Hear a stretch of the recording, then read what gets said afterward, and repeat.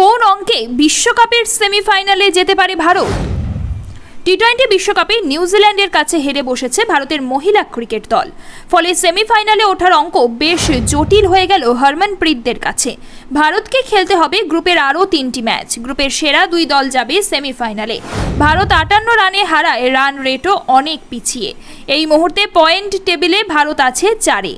এই অবস্থায় সেমিফাইনালে যেতে হলে ভারতকে রবিবার পাকিস্তান ও আগামী বুধবার শ্রীলঙ্কার বিরুদ্ধে বড় ব্যবধানে জিততে হবে।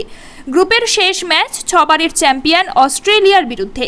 সেই ম্যাচ জিতলে ভারত চলে যাবে সেমিফাইনালে, কিন্তু হেরে গেলে রান রেটের অঙ্ক আসবে।